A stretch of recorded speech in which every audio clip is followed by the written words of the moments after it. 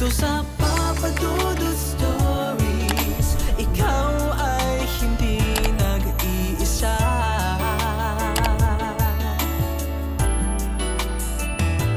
Dito sa Papa Dudut Stories, may nagmamahal sa'yo.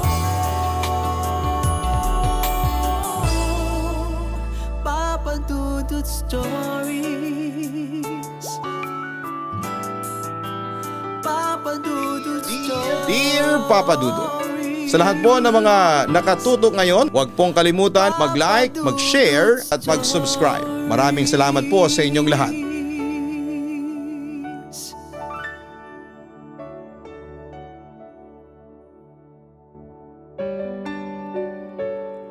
Magandang gabi sa inyong lahat. Ako si Ana Gail, pero Ana na lamang ang itawag ninyo sa akin. Tubong Sikihor ako, pero nandito ako nakatira ngayon sa Sangangdaan, Project 8, Quezon City. Alam kong marami na kayong letter sender na taga Sangangdaan. Paano ba naman kasi sa lahat ng barangay yata sa Metro Manila? Doon yata naglilipo-lipo ang mga kapre, engkanto, tikbalang, aswang at mga mangkukulam. Sa mga datihanang nakatira sa Sangangdaan, malamang nakaranas na kayo kahit na isang beses ng kababalaghan.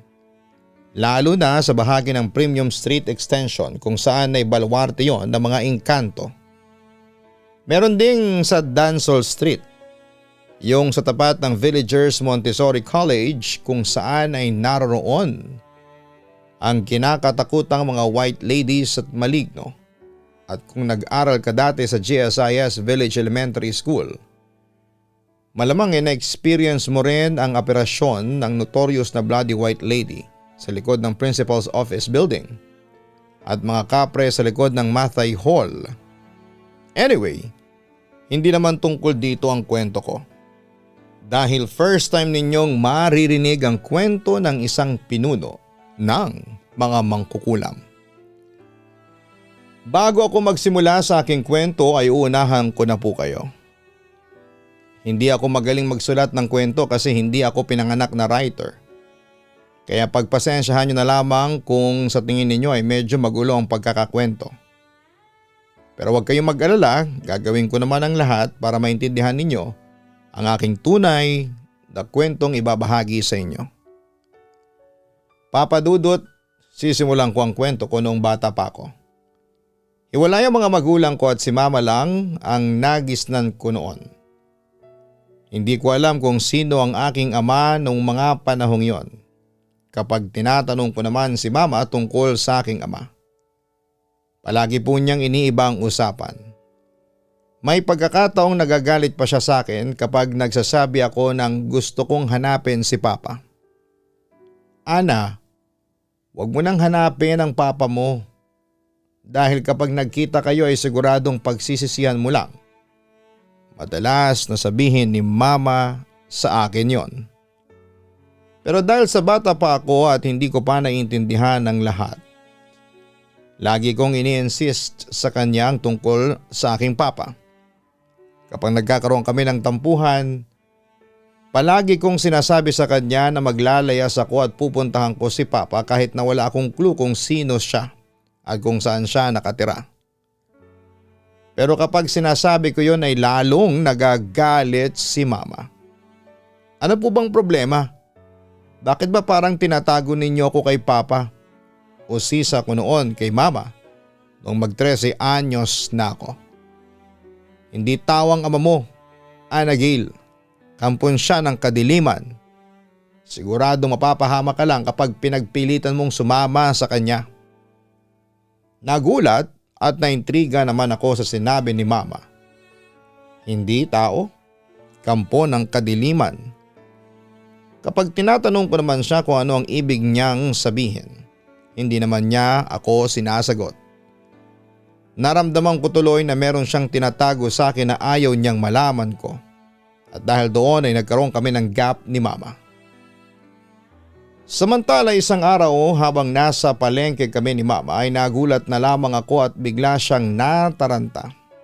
At hinila niya ako na para bang may humahabol sa amin. Ma, ano po bang nangyayari sa inyo? May humahabol po ba sa atin? Tanong ko. Nakita ko ang papa mo.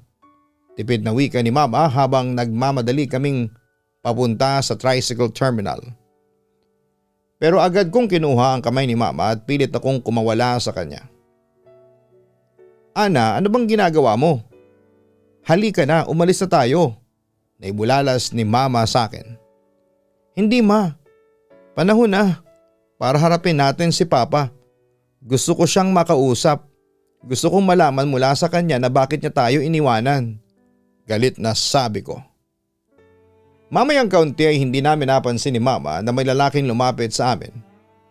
Grace, Ana, wika nito. Napatingin ako sa lalaking nakatayo sa likuran ko at nang binalikan ko ng tingin si mama ay halatang takot na takot siya sa lalaki. Grace, siya si Ana. Ang anak natin tama ba? Muling tanong ng lalaki kay mama. Oo siya nga Daniel. Akala ko hindi na tayo magkikita pa. Nanginginig na wika ni mama. Huwag kang matakot sa akin Grace. Hindi ko kayo sasaktan ng anak mo. Sabi ulit ng lalaki sa amin. Samantala habang nag-uusap sina mama at yung lalaking nagngangalang Daniel, ay nakatulala lamang ako sa kanila. Lalo na sa aking ama. Hindi ako makapaniwala na siya ang ama ko. Pero grabe, ibang nararamdaman ko noon, Papa Dudut.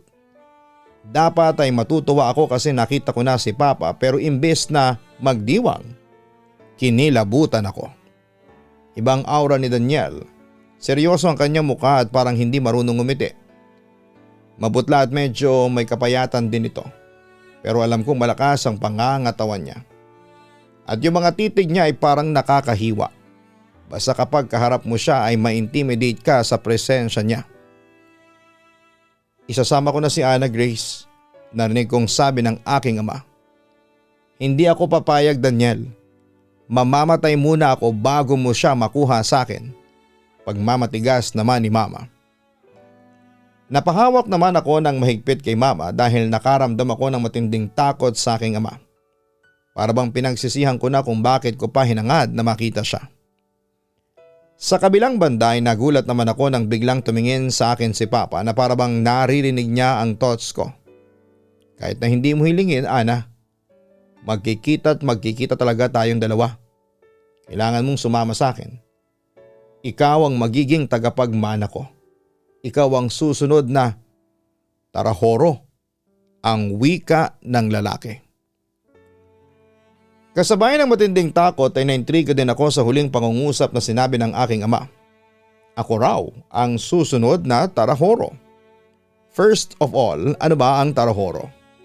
First time ko kasing marinig ang salitang yon. Hindi siya magiging tarahoro Daniel. Sa'yo na mapuputol ang sumpa ng dyablo. Umalis ka na. Lubayan mo na kami ni Ana. Hysterical na wika ni mama. At dahil nasa palengke kami ay nagtinginan na sa amin ang mga tao. Samantala ay nakita ko si Papa na tumingin sa akin pagkatapos ay ngumiti siya. Babalikan kita anak. Yon ang huli niyang sinabi sa akin at pagkatapos noon ay umalis na siya.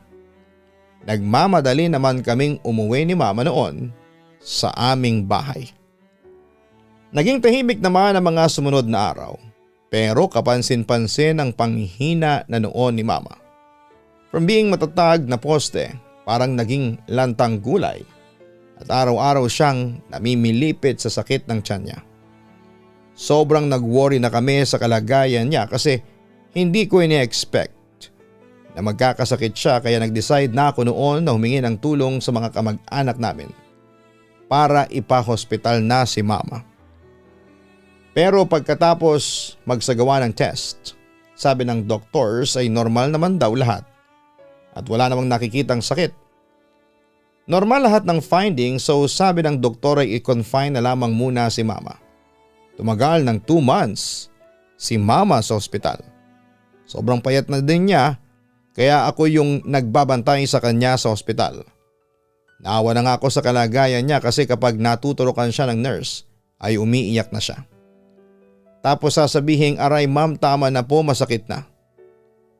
Napansin ko din na every time na namimilipit siya sa sakit, tapos parang nag-hallucinate na rin si mama. Every Friday lagi siyang sumisigaw. Daniel, tama na pagod na ako. Tapos parang may inaabot siya. Parang may nakikita siyang hindi namin nakikita. Suka din ng suka si mama at lahat yata ng kinakain niya ay iniluluwalang niya din kaya sobrang payat na niya.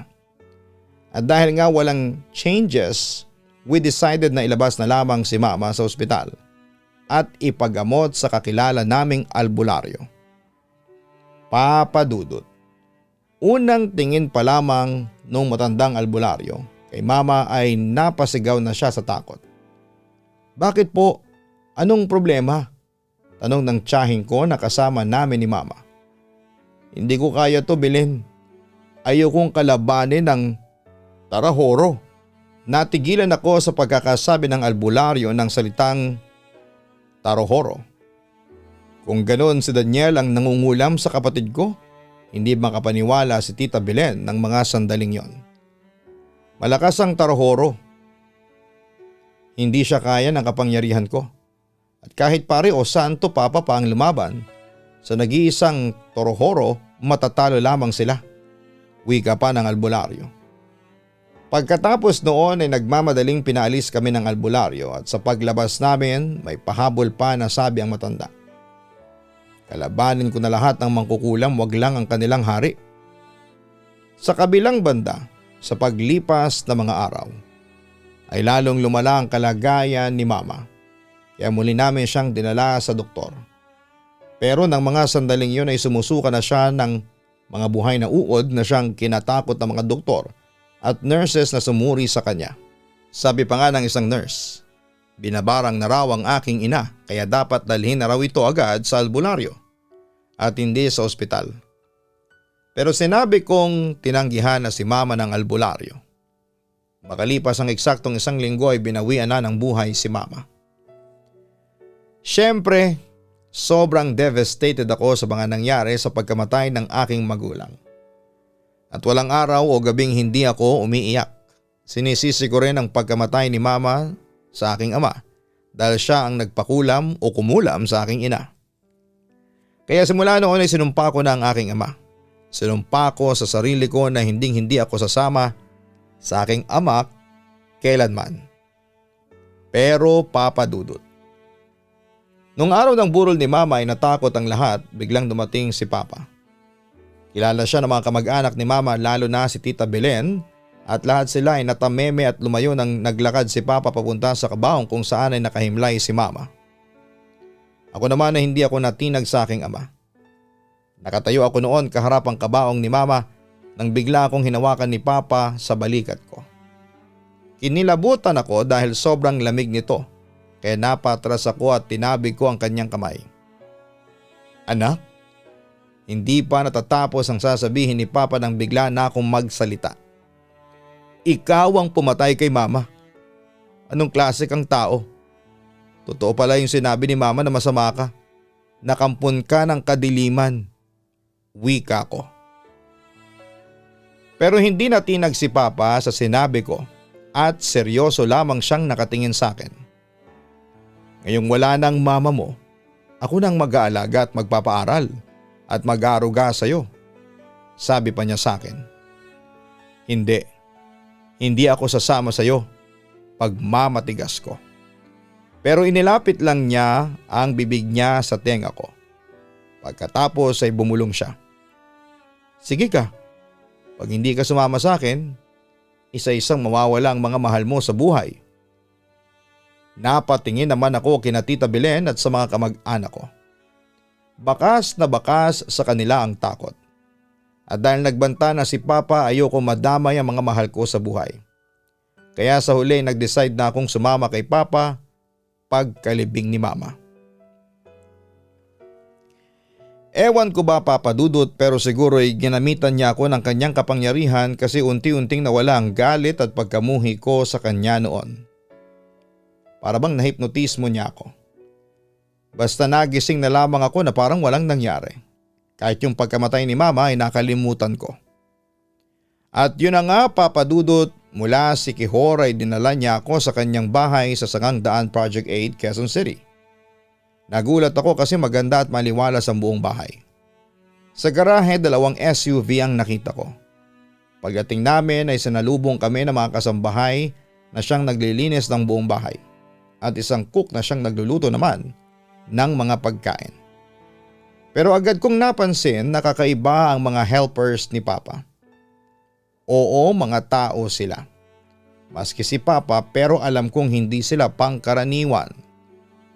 Sa kabilang banda ay natuwa ako nang makita ang kwarto ko. Malaki at maganda ito, halatang mga bago ang kagamitan. Ang ipinagtataka ko lang, walang salamin sa loob kundi nasa labas at katapat ng pinto ng kwarto ko. Habang nililibot namin ni Papa ang kanyang bahay, sinabi sa akin ni Papa na nagtatrabaho siya bilang executive ng isang bangko sa Makati City. Pinasok din daw niya ang stock trading at foreign exchange trading, kaya daw yumaman siya. Samantala habang naghahaponan kaming mag-ama, meron akong tinanong sa kanya. Ano po yung tarohoro? Napatingin si Papa sa akin at nagbuntong hininga muna bago magsalita. Yun ang titulong ibinigay ni Lucifer sa pinuno ng mga mangkukulam noong ika-13 siglo. At mula sa unang tarahoro ay pinagpasapasahan na ang titulong ito ng mga ninuno natin. Lahat ng panganay na anak ng tarahoro ang siyang nagmamana ng kapangyarihan at titulo. At dahil ikaw ang kaisa-isa kong anak, ikaw ang magmamana ng titulong tarahoro, ang hari o reyna ng mga mangkukulam. Ang kwento pa ni Papa sa akin. Siyempre Papa Dudut, kinilabutan ako noon kasi binanggit niyang pangalang Lucifer. Pero tangunawaan ko rin ang lahat ng sinabi ni Papa sa akin. Isa siyang mangkukulam na tarohoro. At dahil ako lang ang nag-iisa niyang anak, ay sa akin niya ipapasa ang kapangyarihan at titulo. Ana, walang sino mang tao maliban sa ilang tao sa simbahan ang nakakaalam tungkol sa mga tarahoro. Anak, ako ang pinuno ng mga mangkukulam sa buong mundo. Ako rin ang may direktang komunikasyon kay Lucifer at sa unang tarahoro. Si Herman ang ating ninuno. Paanong komunikasyon? Curious kong tanong sa kanya. Kapag ikaw ang tarahoro, may kapangyarihan kang makipag-usap sa prinsipe ng kadiliman. Pwede mo rin kausapin at hinga ng tulong ang tarahorong si Herman. Sakali mang magkaroon ng problema, umalagay tayo sa panganib o alanganin. Ang dalawang yon ang siyang magiging tagapagligtas natin, paliwanag pa ni Papa. Nang mga sandaling yon ay ikinuwento na rin niya sa akin ang tungkol sa pinagmula ng aming kapangyarihan. Ang unang tarahoro. Papa Dudut, ayon kay Papa ay nagsimula ang lahat noong taong 1222 sa bansang Bohemia. Isang mongheng nagngangalang Herman ang inakusahan ng pagbali sa kanyang monastic vows at nasentensyahang mamatay sa pamamagitan ng immuration o paglilibing ng buhay. Dahil sa takot ay humingi ng tulong si Herman kay Lucifer para siya iligtas sa kamatayan. Pumayag naman daw si Lucifer pero sa isang kondisyon. Kailangang isulat ni Herman ang isang Biblia ng demonyo sa loob ng isang gabi. Agad namang pumayag at nakipagkasundo si Herman sa Diablo. At nung gabing yon bago ang araw ng pagbitay ay sinulat ni Herman ang Codex Gigas, ang tinaguriang Devil's Bible. Tinapos niya yon sa loob lamang ng isang gabi. Pagkarang may sulat ang nakakatakot na libro ng mga demonyo ay tinupad ni Lucifer ang pinagkasunduan nila ni Herman. Hindi ito nabitay at dahil sa utang na loob ay nag-decide si Herman na sumapi na sa puwersa ng kadiliman. Binigyan siya ni Lucifer ng ipinagbabawal na kaalaman o forbidden knowledge. Binigyan din siya ng kakayahang manghula at mangulam. Sa lakas ng kapangyarihang ibinigay ni Lucifer kay Herman, ay naging pinakamakapangyarihan itong mangkukulam sa buong Europa. Pumatay siya ng mga hari, reyna, santo papa at mga pangkaraniwang tao. Yun din daw ang simula ng bigyan ni Lucifer ng titulo si Herman bilang Torohoro. Walang makapagsasabi kahit si Papa kung ano ang ibig sabihin ng Torohoro. Basta isa lang ang sigurado siya. Isa yung sentensya ng kamatayan kapag kinalaban mo ang isang Torohoro. Samantala, dagdag pa ni Papa sa titulong Tarahoro, Witcher Tarahoro ang tawag sa pinunong lalaki, habang Witch Tarahoro naman kapag ang pinuno ng mga mangkukulam ay isang babae. Kaya kung ako ang magmamana ng titulo ay tatawagin daw akong Ana Witch Tarahoro. Kung inyo namang tatanungin kung paano napunta sa Pilipinas sa mga Tarahoro, ayon kay Papa ay nagsimula daw ito noong 1847, kung saan ang Witch Tarahoro noong panahong yon ay nagpa siyang manirahan sa Siquijor mula sa Cadiz sa Espanya. At doon nagsimula ang legend na ang Siquijor ay bayan ng mga mangkukulam. Pa, ano bang kayang gawin ng isang Tarahoro? Ano po bang pagkakaiba natin sa mga ordinaryong mangkukulam? O sisa ko sa kanya? Tumingin sa akin si Papa. Marami, Ana. Kaya nating manipulahin ang lagay ng panahon. Kung gusto nating umulan ay uulan. Kung gusto nating maglaho ang bagyo ay kaya nating gawin yon. Kung gusto nating lumindol ay kaya nating palindulin ang paligid. Sabi niya sa akin. Ano pa po? Hirit ko sa kanya. Marami pa kasi akong gustong malaman sa kapangyarihan ni Papa. Kaya nating kulamin ang utak ng ating biktima. Makakakita siya ng mga nakakatakot na bagay na siya lamang ang makakakita. Kaya natin siyang gawing baliw o di kaya ay pasunurin ayon sa ating gusto. Nagulat naman ako sa sinabi niyo ni Papa. Parang hipnotismo. Tumango naman siya bilang sagot sa akin. Hindi tayo kayang talunin ang sino mga albularyo o alagad ng simbahan. Minsan ko na silang natalo ng pinatay ko sa kulam, yung pinuno nilang si Albino Dosiani, anya. Na-curious naman ako sa pangalang narinig ko. Sino si Albino? Tumawa ng mahina si Papa pero nakakatakot. Ramdam na ramdam ko noon ang evil power niya ng mga sandaling yon. Matagal na panahon na yon, anak. 1978 pa yon nang dalhin ko ang iyong lola sa Italia para magbakasyon. Yun lamang ang sagot niya sa akin. Tapos ay iniba na niya ang usapan at sinabi niya na kaya niyang payamanin ang isang tao sa pamamagitan ng isang fortune spell. Kung gusto mong manalo sa loto, casino, raffle at iba pa. Lumapit lang daw sa kanya yung tao at payayamanin niya ito sa isang iglap. Makapangyarihan pala kayo, Papa. Tanging nasabi ko na lamang sa kanya. Lahat ng kapangyarihan natin ay utang natin kina Lucifer at Herman, ang unang Tarahoro.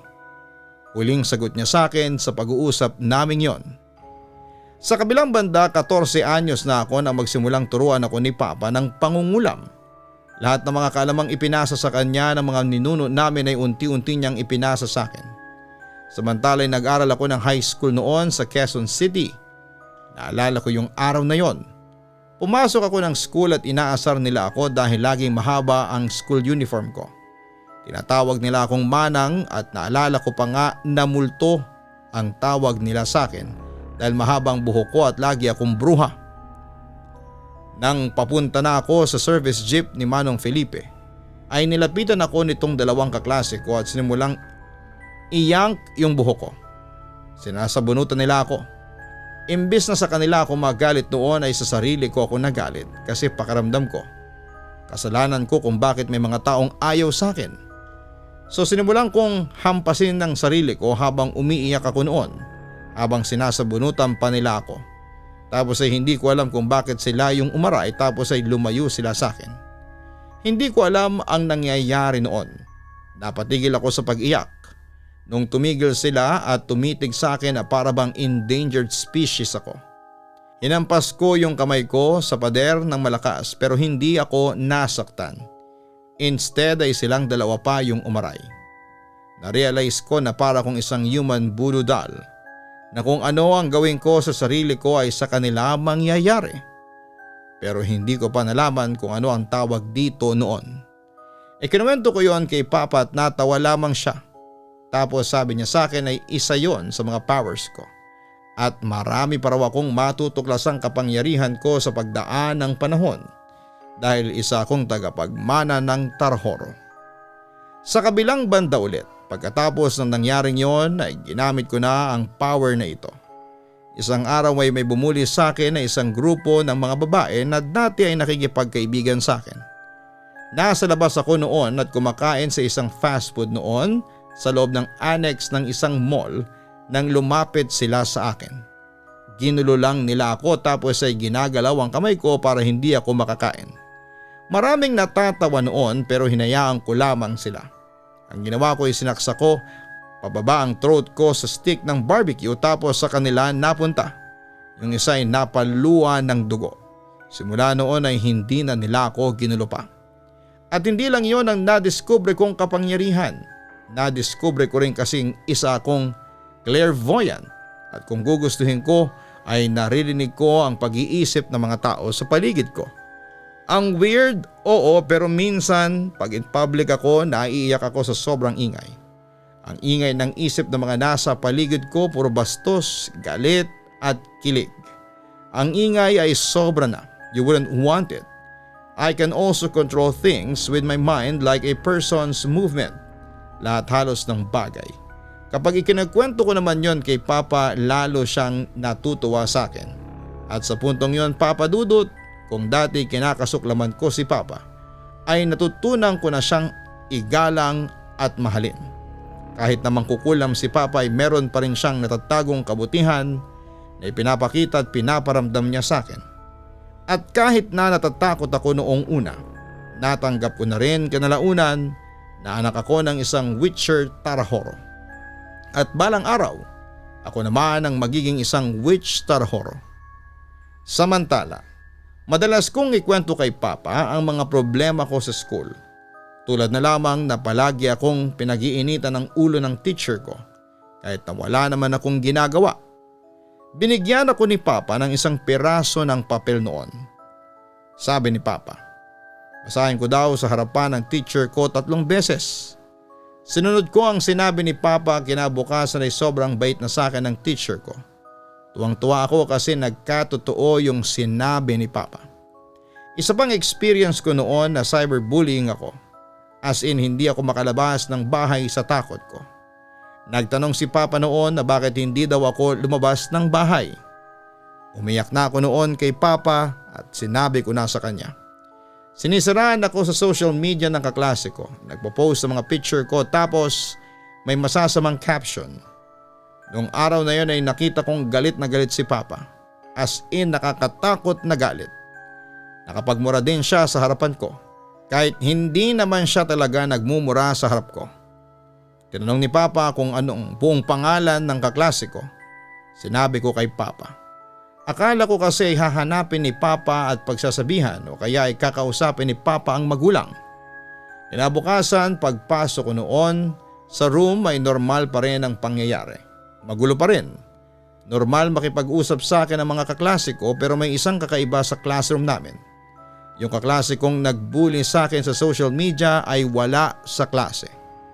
Kaya tinanong ko yung kaibigan niya kung bakit hindi yan pumasok. Sabi ng kaibigan niya, ayon, masyado kasing perpekto. May nilait-lait na drug addict, sabi ng mama niya. Kaya ayun, pinutulan ng daliri at dila. Pag uwi ko noon ay tinanong ko si Papa. Kabadong-kabado ako ng mga panahong yon kasi Papa ko siya. At ayoko na maggalit siya sa akin. Tinuruan ko ng leksyon ng kaklase mo. Ayoko siyang kulamin at barangin kasi hindi siya worth it ng pagod ko. Ang ginawa ko ay pumunta ako sa school ninyo. Nakakita ko ng isang drug addict na pag-alagala sa school ninyo. Nilapitan ko at binulungan. Mukhang nagtagumpay naman ako sa pag-hypnotismo sa kanya kasi pinutulan niya ng daliri at dila ang kaklase mo. So ano, hindi na siya makapasok? Sa nangyari po sa kanya, malamang ay hindi na po siya makakapasok sa amin. Sabi ko na lamang. Anak, alam ko kung anong nangyayari sa iyo doon sa school mo. Matuto kang lumaban sa kanila pero wag mo silang sasaktan physically. Anak ka ng Tarahoro. Gamitin mo ang kapangyarihan mo sa mga kaklaseng umaapi sa iyo. sabi niya sa akin. Pero pa, wala po bang karma yon? Kinakabahan kong tanong sa kanya. Hindi umiepekto sa atin ang karma, Ana. Marami na akong kinulam, may pinatay pa akong Santo Papa. Noong 1978, inakala ng lahat na inatake lang siya sa puso. Pero ang hindi nila alam ay dinurog ko ang puso niya. 33 days lang namuno ang matandang yon. Pagkatapos kong gawin yon ay nakarma ba ako? Hindi. Kaya huwag kang matakot sa karma. Tayong tagapagbigay ng karma, Ana. Pagdidiin pa ni Papa. Papa Dudut, para matapos ang bullying na nararanasan ko sa school, ginamit ko na ang lahat ng natutunan kong pangungulam. At yun nga ay unti-unti silang nawawala. Pero sa kabila noon ay parang inuusig naman ako ng aking konsensya. Hindi naman kasi ako masamang tao. Napipilitan lamang akong maging masama dahil anak ako ng Tarahoro. Ako ang nakatakdang sumunod sa yapak niya. Kaya no choice na lamang ako kundi ang tanggapin na lamang ang katotohanan at i-embrace kung ano talaga ako. Samantala'y lumipas sa mga taon, napakadalang kong gamitin ang pangungulam sa aking kapwa. Gagamitin ko lamang ang kapangyarihan ko kapag nalalagay ako sa panganib. Pero kahit na meron akong mga kaaway, hindi ko basta-basta ginagamit ang kapangyarihan ko laban sa kanila. Iniisip ko na lamang na darating ang kanilang karma sa takdang panahon. Sa ngayon ay kasama ko pa rin si Papa. Yes, siya pa rin ang Witcher Tarahoro. At palagi kaming may mga bisita na nanggaling pa sa ibang bansa. Mga mangkukulam sila na nanggaling pa sa 4 na sulok ng daigdig. Pumunta ng Pilipinas para magbigay galang sa Witcher Tarahoro. Sa kabilang banda, Papa Dudut, sa mga listener mo dyan, nasa sa inyo na lamang kung maniniwala kayo sa existence ng Tarahoro. Pero magbibigay ako ng kaunting tips sa inyo upang makaiwas sa bagsik ng kulam. Pag tinignan ka ng mangkukulam ay huwag kang papatalo ng tingin dahil siya ang unang sumuko dahil may binibigkas siya na spell sa isipan niya na gusto niyang mapunta sa iyo, bibigyan ka ng sakit.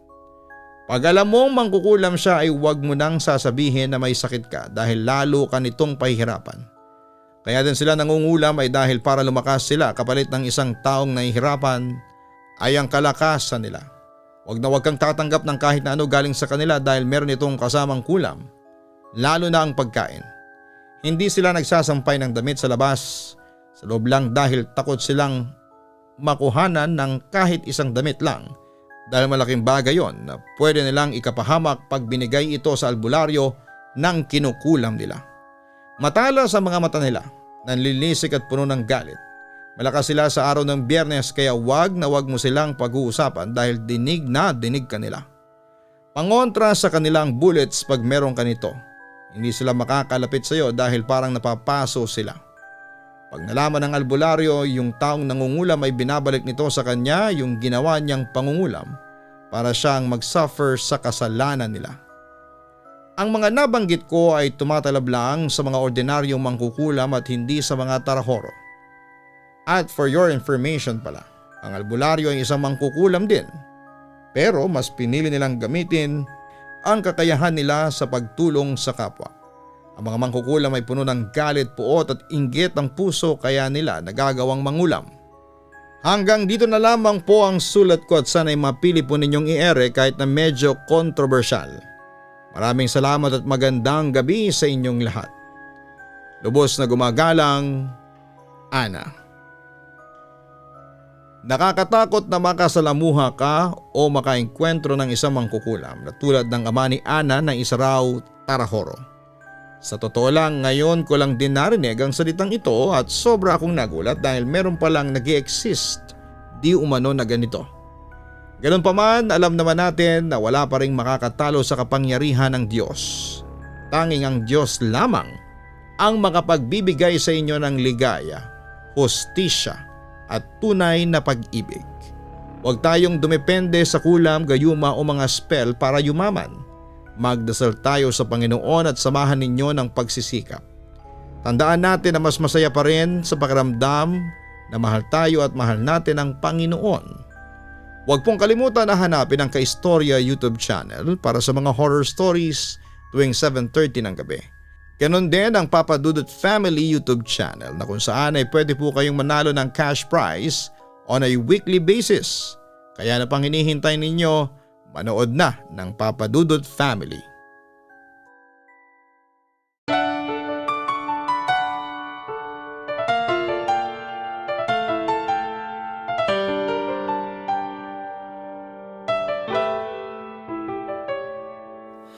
Ang buhay ay mahiwaga, laging may lungkot at saya. Sa Papa Dudut Stories, laging may karamay ka.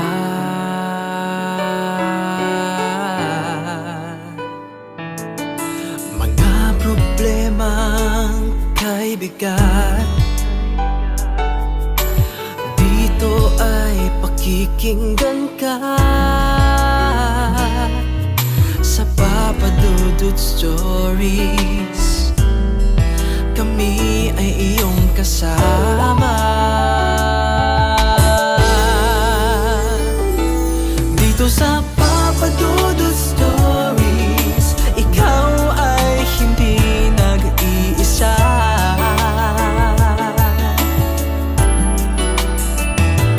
Dito sa Papa Dudut Stories, may nagmamahal sa'yo. Papa Dudut Stories,